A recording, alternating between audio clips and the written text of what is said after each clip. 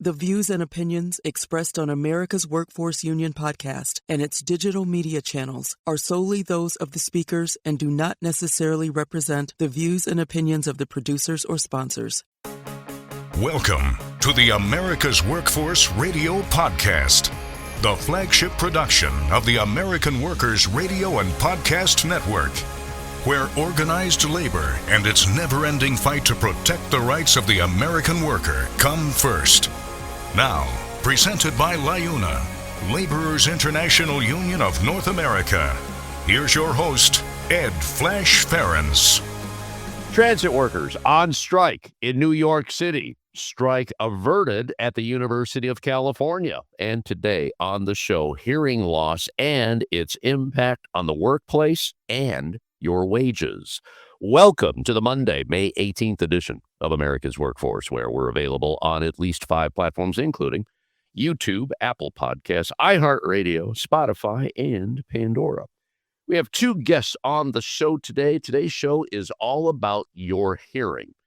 Birdsong Hearing Benefits is an organization that partners with health plans and hearing providers to deliver comprehensive hearing care solutions. Their aim: to address the needs of individuals experiencing hearing loss, which affects a significant portion of our population.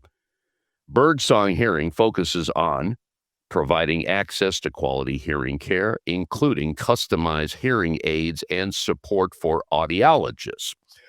Michael MacDonald, Director of Audiology, will be joining us along with Rick Renna. Rick serves as Chief Growth Officer. And I want to tell you, they're going to run down some numbers here that are pretty scary. Workforce reality. What's going on in the workforce? Well, did you know that 11% of U.S. workers have a hearing difficulty? 8% have tinnitus or tinnitus. 53% of noise-exposed workers do not wear protection. And for those of you in construction, I know we have a pretty broad audience in the trades. Well, it can get pretty noisy out there. Are you wearing protection for your hearing? 22 million workers are exposed every year. And then there's toxic chemicals that could affect your hearing. Also, if you don't get this taken care of, well, you could be losing a lot of money. It turns out that there's up to $12,000 in income loss annually if your hearing is compromised. And we're going to run all of this down. And also, there's one more thing here. And this is, May is Mental Health Awareness Month. There is a connection between hearing loss and dementia. Now, there's a lot of people who are saying, well, you know what, my hearing is bad, but I can't afford a hearing aid. Well, that's what Birdsong Hearing is all about, because they've been working with insurers, and they've been doing this for a number of years to make sure they can bring that cost down. And we have some specifics on that with our 2 guests on the show today. Again, that website is birdsonghearing.com. Now, brief look into the world of labor. This segment brought to you by Boyd Watterson Asset Management. We're talking $39 billion of assets under advisement. BoydWatterson.com is a website you want to go to. A coalition of 5 unions representing Long Island Railroad workers and the Metropolitan Transit Authority did not reach an agreement on Saturday, and as a result, they're on strike today. This is the largest commuter rail system in the country. Now, the parties failed to come to an agreement after 2 rounds of federal mediation. The bargaining stalemate almost came to a strike last September, but the federal government intervened and extended the deadline to Saturday. The bargaining and strike are operating in the shadow of the Railway Labor Act, not the National Labor Relations Act. Now, that act differs from the NLRA in that strike authorization must follow stricter procedures and timelines than under the National Labor Relations Act. But once this threshold has been passed, there's little an employer can do to avert a strike. So that's what's happening today. The effects of the economic impact of the strike, pretty devastating. In fact, the governor of New York, Kathy Hochul, has encouraged as many commuters in Long Island as possible to begin working from home. And they point out this is not an option. I screwed that up. Let me pick it up at Boyd Watterson in 3, 2, and 1. And now, a brief look into the world of labor. This segment brought to you by Boyd Watterson Asset Management. We're talking over $38 billion of assets under advisement. You can find more at BoydWatterson.com. A coalition of 5 unions representing workers at the Long Island Railroad and the Metropolitan Transit Authority did not reach an agreement on Saturday, and as a result, the workers shut down the largest commuter rail system in the country. Now, the parties failed to come to an agreement after 2 rounds of federal talks. The bargaining stalemate almost came to a strike last fall, but the federal government intervened and extended the deadline to Saturday. The bargaining and strike are operating in the shadow of the Railway Labor Act, not the National Labor Relations Act. Now, the Railway Labor Act differs from the NLRA in that strike authorization must follow stricter procedures and timelines other than the National Labor Relations Act. But once the threshold has been passed, there's very little an employer can do to avert a strike beyond going to Congress, which occurred, you may recall this, some years ago. It was in 2022 to avoid a looming nationwide rail strike. This reflects the economic impact that a rail strike can have. The Long Island Railroad is the world's largest commuter rail system and commutes many of New York City's suburban workers to their workplaces. In fact, New York's governor is encouraging many employers to let their workers work remotely, at least until the talks come to some kind of a settlement. So we'll see what happens. Last Thursday, the University of California and its medical and service workers reached a tentative agreement just hours before the union was set to begin an open-ended strike. ASME Local 3299, which represents nearly 40,000 UC system employees, had already struck 5 times since negotiations began in January of 2024. High housing costs around UC campuses and hospitals, especially in Los Angeles and the Bay Area, have been a sticking point in the bargaining process. Now, if approved by membership, the contract would raise the hourly wage of the unit's lowest paid workers from $25 to $30.10 by 2029, limit healthcare premium and parking increases, and expand layoff protections.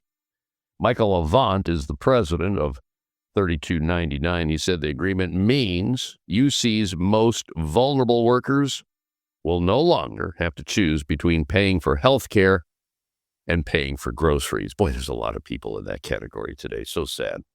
All right, we're going to take a quick break. When we come back, Birdsong Hearing, what they can do for you, their story, after this on America's Workforce. You're listening to America's Workforce with Ed Flash Ferenc. It takes LiUNA to build North America's infrastructure. From roads and bridges to schools and skyscrapers, the men and women of LiUNA, the Laborers International Union of North America, build the projects we depend on. From constructing the Freedom Tower on the site of the former World Trade Center to untangling Washington, D.C.'s congested interstate, LiUNA members do the work that matters. Find out what it takes to be built by LiUNA at liuna.org. That's liuna.org. America's Workforce is brought to you in part by the United Steelworkers. You can find more at usw.org. America's Workforce is brought to you in part by the Communication Workers of America. You can find more at cwa-union.org. This segment of the show is brought to you by the Brotherhood of Maintenance of Way Employees Division of the International Brotherhood of Teamsters. For more information, please visit bmwe.org. American workers are sick of struggling to get by. It's time to get ahead. In the Teamsters Union, workers are winning industry-leading contracts, historically high wages, fully paid health care, and retirement benefits you can count on. Across the country, Teamsters fight alongside our brothers and sisters to secure a better life. It's what we've been doing and how we've been living for more than a century. When we fight, we win. Join us. Be a Teamster. America's Workforce is presented by the Laborers International Union of North America. Feel the power right now at liuna.org. There is unity and strength for workers. We are the USW. We are the USW, the United Steelworkers. The largest industrial union in North America. We represent 850,000 members in the U.S., Canada, and the Caribbean. We work in metals, rubber, chemicals, paper, oil refining, atomic energy, and the service sector. We are steelworkers, standing strong and fighting for what's right. Now, back to America's Workforce. Here's Ed Flash Ferenc. And remember, you can check us out on at least 5 platforms. That includes YouTube, Apple Podcasts, iHeartRadio, Spotify, and Pandora. And when you get an opportunity, here's what you do. Just sign up and receive our shows on a regular basis and give us a rating. We always appreciate those 5-star ratings, so please keep them coming. We also appreciate you as a listener of America's Workforce, keeping us the #1 union podcast in all of America, not for 1, not for 2, but 3 years in a row, 3 consecutive years. So thank you. Thank you. We continue to grow the show each and every day here on America's Workforce, awfpodcast.com. If you miss a show, everything is archived there. Let's go to Jacksonville, Florida right now and welcome 2 gentlemen. One of them we've had on the show before. That was Michael MacDonald, not to be confused with the singer of the Doobie Brothers. He is the director of audiology for Birdsong Hearing Benefits, birdsonghearing.com. He's joined with Rick Renna. Now, Rick is the Chief Growth Officer for Birdsong Hearing.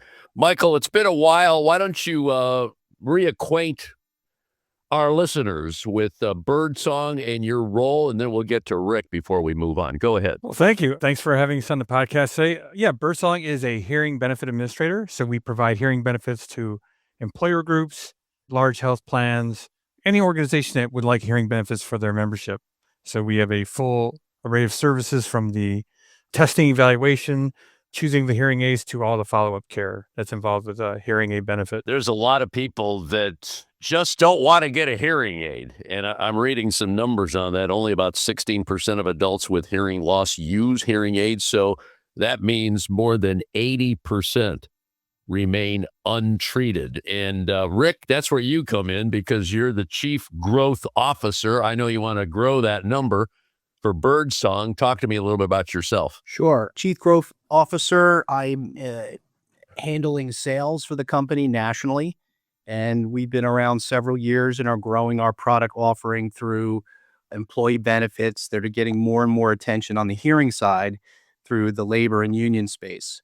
So as you have a benefit out there now, and all of us have abused our ears over the years sometimes in our younger years, we're finding we're losing our hearing. So my job is to offer that benefit out to union and labor space and to give more access, as we were talking about a little bit, because people either don't have access, it's a little bit expensive, and just to grow our market share out in the industry. Well, certain occupations obviously contribute to hearing loss. I'm blaming mine on rock and roll, all right, because for years I worked, 25 years in broadcasts, most of that in rock and roll radio and, headphones, concerts, when speakers were like 6 to 10 feet tall and we had front row seats. I mean, that contributes to a lot of the problems. But why don't you be specific on some of the occupations, because they can get pretty noisy at times. You see more and more people wearing those noise reducer headphones. I did notice that. And Rick, this is for you. Are you targeting certain areas there for Birdsong? We typically do. Obviously, the obvious component is Medicare Advantage and people that are approaching age 65. That's one area of our business. And we find that union and labor folks that are out in the field, exposed to noise, heavy machinery, things of that nature, they're our next, pretty much our heavy top target market. And then the third is the commercial space, where people like ourselves who've just been exposed to things over the years and our hearing is going. So those are our three areas. And how's that relationship panning out right now, especially making sure that they have the benefits that they need? I know you're working hard on this issue. What kind of results are you getting? Yeah, I mean, the Medicare space, obviously that's very easy. So you're getting a 75, 80% uptick. It's almost everywhere in the benefit offerings. Labor and union we find is second because of, again, the occupational exposures. Those people are now adding hearing for the first time.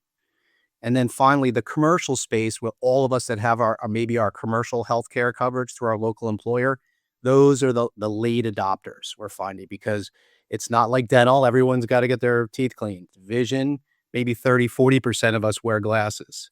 So it's not getting quite the attention yet in the commercial space. I get you.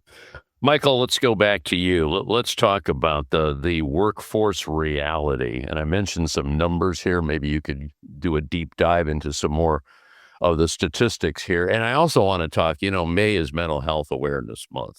A lot of people, and I remember the last time you and I talked, a lot of people don't realize the connection between hearing loss and mental issues. And I want to get into that as well. But maybe you could run down some numbers here, because there's a lot of people that work in fields where there's a lot of noise happening, but they don't have the protection. Let's start right there, if you will. Yeah, a lot of the key issues that we have is awareness on the job. For example, we have approximately about 53% of exposed workers don't even wear ear protection, and they need to wear ear protection, but it's not enforced by the company, or the members just are not educated on the results that it could happen. For example, we have over 22 million Americans in the workforce in hazardous noise, and even 10 million that are in actually ototoxic chemicals, because there's a lot of chemicals that actually can cause hearing loss as well. So you just can't be just aware of the hazardous noise. You have to actually look at the environment that you're working in from all factors.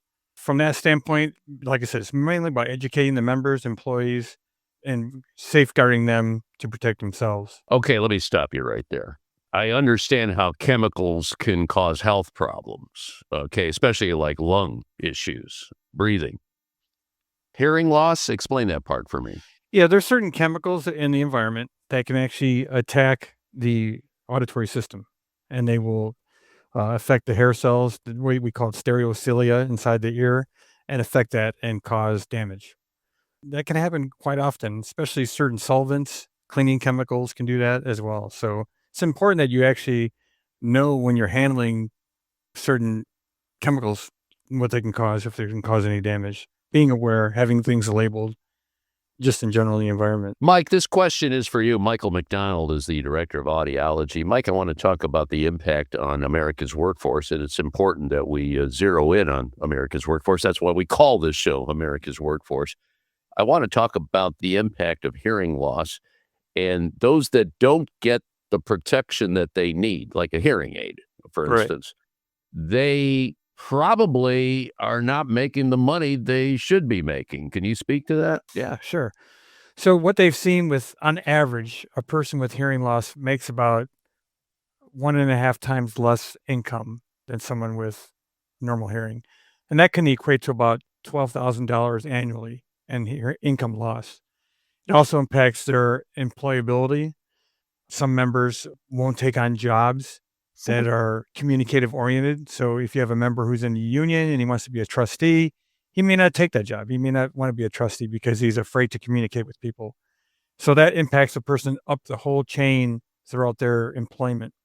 And that's something that we really want to focus on when it comes to getting hearing aids on them, protecting their family's income, protecting the job. Work productivity is affected as well by hearing loss.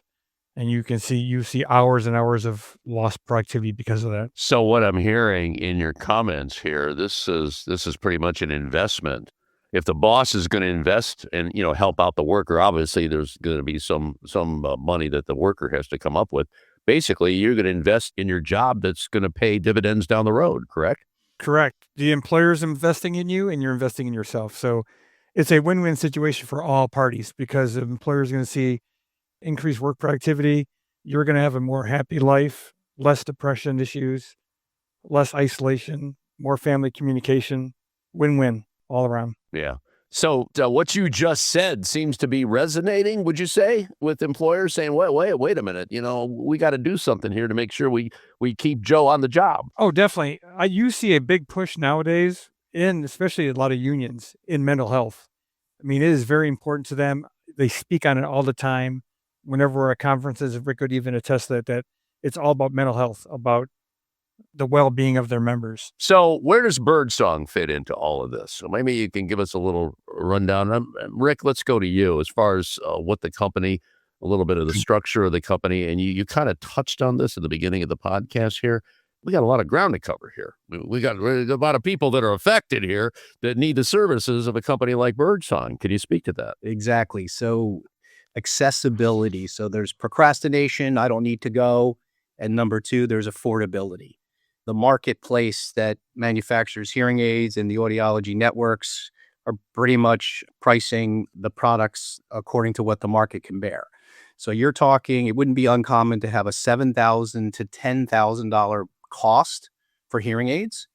And that is out of reach for many people. It's obviously a lot more than a pair of glasses, and dentists is, unless you're getting a lot of dental work, not going to be that high. So what we tried to do, and we created a national network, and we've negotiated pricing with audiologists and with manufacturers to get that price down 70%. So on average, we're bringing access to the members because there's a program in place with Birdsong that can reduce those co-pays or just the retail cost significantly. And if the health funds or the plans or the employers want to put some money in addition to that, that'll further bring that down and hopefully increase the access to the members. Okay, let's run some numbers here. I'm going to use the $10,000 number. All right, and if you bring that down 70%, we're talking about $3,000. Okay, now who's taking the cut? Are you taking the cut? The employer's taking the cut, or are you hoping to increase your numbers and kind of spread it around? Or maybe it's a combination of everything I just said. Yeah, if you're bringing a group to an audiologist in a certain geographic network and you just put on 50,000 employee members in that area, they're willing to negotiate to get access to those members. So everybody takes a little bit of a hit. And whenever there's volume, then you can negotiate. So because of our law of large numbers and our accounts nationally, we negotiate pretty aggressively our network, and they have to agree upon it. Just like a medical doctor, when you go into a network and they want to see a patient, there is a negotiation between the provider and that doctor based on the volume that you're potentially going to bring them.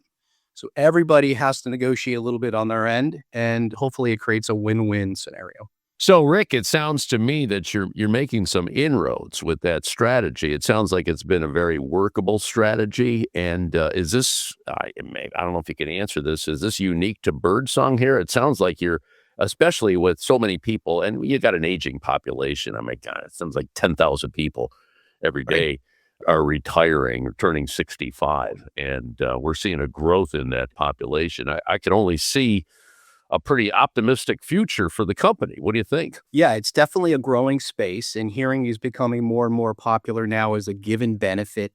The major health plans today are offering at least a discount plan. So if you have your medical, your prescription, your dental, your vision, you're getting an add-on now for hearing. As that becomes more of a de facto standard, more and more people actually are going to get checked for their hearing, that number will increase. There's a couple of us out there in the market today that are bringing this access to funds and plans and employers.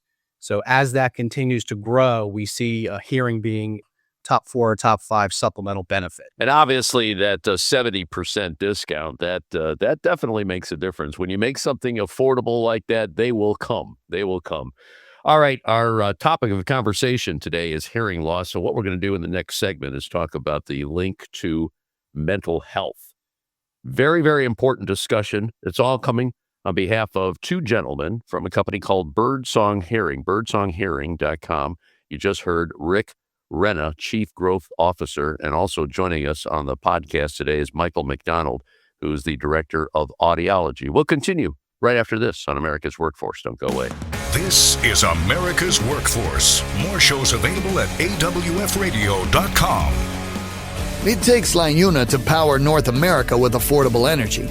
The men and women of LiUNA, the Laborers International Union of North America, have the skills needed to build and maintain oil, natural gas, nuclear, solar, and wind projects that are shaping America's energy future. From new energy tech to retrofitted facilities, LiUNA members do it all. Find out what it takes to be powered by LiUNA at liuna.org. That's liuna.org. America's Workforce appreciates our sponsor, the Columbus Central Ohio Building and Construction Trades Council, who represents more than 18,000 workers from 19 affiliated local unions and district councils. America's Workforce is brought to you in part by the International Federation of Professional and Technical Engineers. You can find more at ifpte.org. America's Workforce is brought to you in part by the Ironworkers. You can find more at ironworkers.org. America's Workforce is brought to you in part by the Heat and Frost Insulators Labor Management Cooperative Trust. Find out more at insulators.org/LMCT. America's Workforce is sponsored in part by Boyd Watterson Asset Management, LLC. Find out more about our investment solutions tailored to meet the needs of Taft-Hartley funds at boydwatterson.com. America's Workforce Radio is sponsored in part by the International Union of Painters and Allied Trades, District Council 6, representing painters, glazers, drywall finishers, and sign and display industry workers.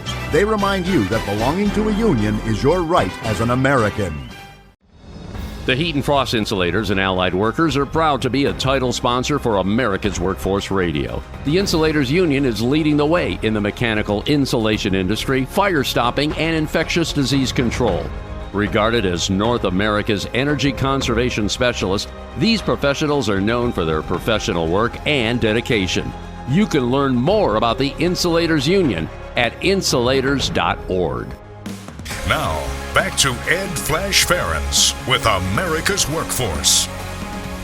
And remember, you can check us out on at least 5 platforms. That includes YouTube, Apple Podcasts, iHeartRadio, Spotify, and Pandora. And when you get an opportunity, here's what you do. Just sign up and receive our shows on a regular basis and give us a rating. Always appreciate those 5-star ratings, so please keep them coming. We have 2 gentlemen joining us on the podcast today. You know, May is Mental Health Awareness Month, and it's important that we connect the dots here and help as many people as possible. You probably don't know this, but hearing loss, mental health, there's a connection. And we're joined today by 2 individuals from Birdsong Hearing, birdsonghearing.com.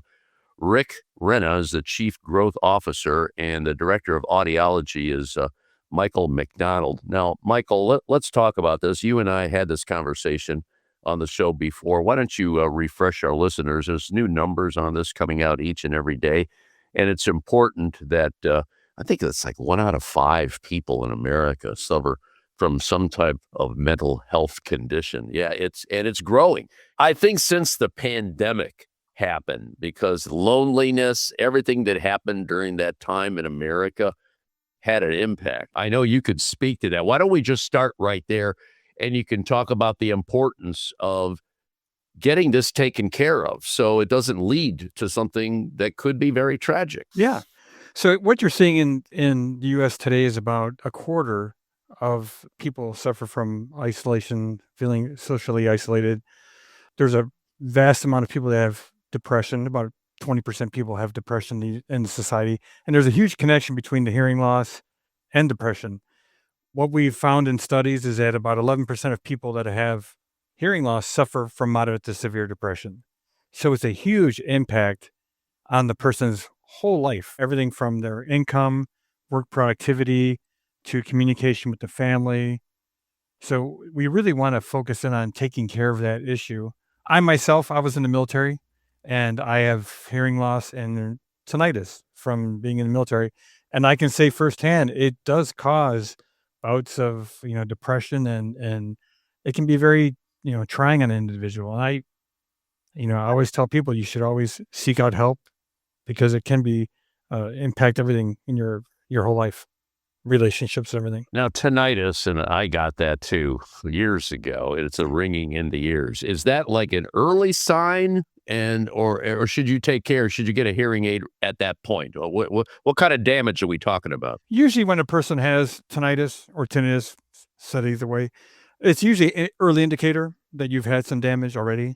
So it's usually residual from the hearing loss, but it can increase on its own. You can have stable hearing and have ringing in the ears as well. You have people with normal hearing that have ringing in the ears just because of the source of noise that they were subjected to. I see. And how about you? How are you doing? You mentioned your time in the military. I have pretty severe tinnitus. I mean, it can affect my concentration.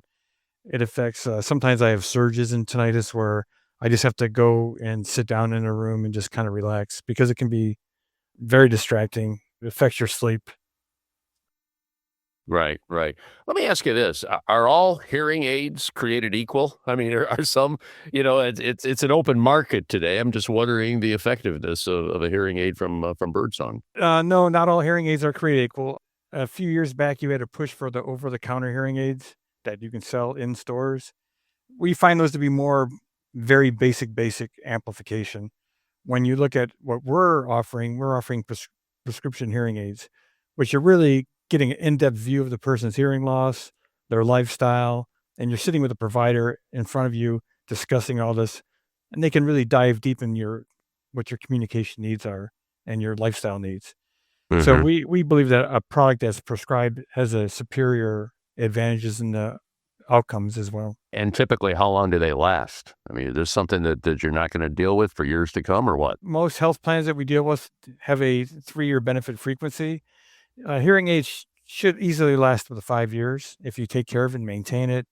It is an electronic that's in your ear around moisture, so you really want to maintain it and keep it clean. So yeah, it can last about 5 years, definitely. Yeah, you don't go swimming with them, right? No, I would avoid that at all costs. Definitely. A lot of hearing aids are rated for water protection, so getting moisture from your sweat and right. When I was working in my public service job, I always said, when I'm underwater, I don't answer my phone. I just stay underwater as often as I can. Exactly. I don't want to be bothered. My time is Right. my time, so leave me alone. I understand. So, Rick, let's go back to you with everything that's being said here. What do you see as far as making an impact here, and this whole discussion that we're having today? Getting back to the mental health thing here. You work with a lot of the plans here. You work with the employers. Are they getting it? Are they understanding the connection here? Because obviously, any employer wants to have a healthy employee. We talk about this on the show. I mean, if you're not safe on the job, what good is the job? This goes into that same category here. You want to make sure that whoever you're paying to do the job has whatever benefits they need to do the job productively. What do you say to that? No, you're exactly right. So we had mentioned the mental health piece of it, the depression, pre-dementia, but we didn't get into the occupational, which is slips and falls on the job. And that now numbers are showing as high as folks that are out there working in the workforce that don't have treated hearing loss, right? They could have 33% higher claims every year. What happens when you fall? You break a hip, you break a shoulder, and you go to the hospital and you have surgery. So the educational piece and the preventative piece that we're trying to bring to the market, yes, the plans and the employer groups are starting to get that. These are real numbers. And the isolation factors that Mike had spoke about, and depression and isolation and just missing things at work and not feeling free to participate because you really didn't hear what was going on. Those all add up in production. And I hate to say it, but dollars and cents talk. But if you're offering a benefit, you're obviously helping your employees and they're going to be more productive. Now, the other part of this conversation is age. And I have to ask the question, and any one of you could pick up on this. Are we seeing more younger people getting involved with hearing loss? Is that becoming an issue in the workplace? What we're seeing now is less stigma when it comes to hearing aids. Back in the past, hearing aids were, honestly, they were ugly. They were huge. No one wanted to wear them. But with the advent of new technology, all the streaming capabilities, you can stream phone calls, you can stream music. The hearing aids are more in depth at, helping you with your ringing in the ears. So from that standpoint, we see definitely an influx of younger people using hearing aids.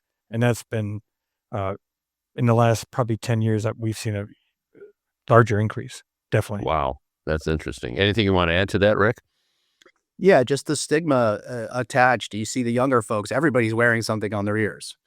And we can thank Apple for that. And now that's progressing. And you can have things that are in the ear you don't see, around the outside of the ear that you don't see.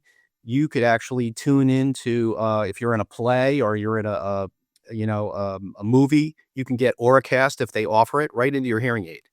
So the technology, the Bluetooth technology, the things that are out there, the stigma, as Mike mentioned, is going away. And it's making the younger people who do have the hearing loss, who are not really going to admit it, now a little more comfortable getting tested. I like that. Okay.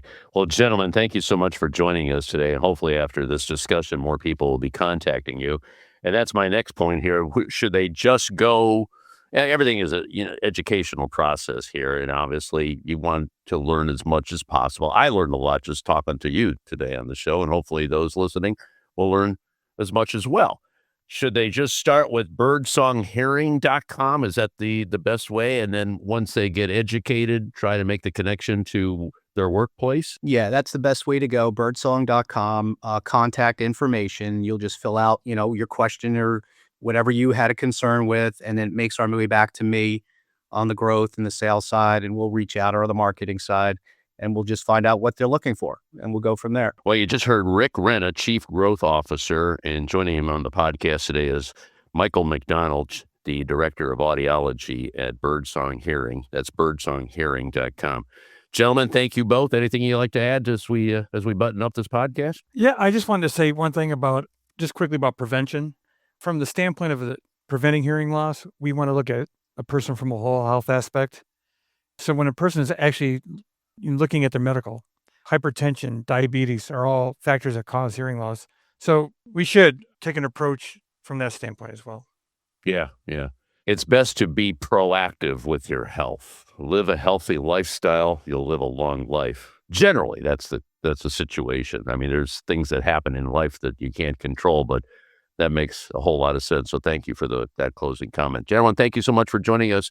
And I'm sure we'll be talking down the future, okay? Great. Thank you so much. And that'll be it for another edition of America's Workforce. Coming up tomorrow, the Bucyrus, Ohio firefighters. Until then, all of you have a safe and wonderful day. That concludes another episode of the America's Workforce Radio Podcast. Thanks for listening, and be sure to subscribe so you never miss a show. America's Workforce is a production of Labor Tools and BMA Media Group. Find out more information online at labortools.com.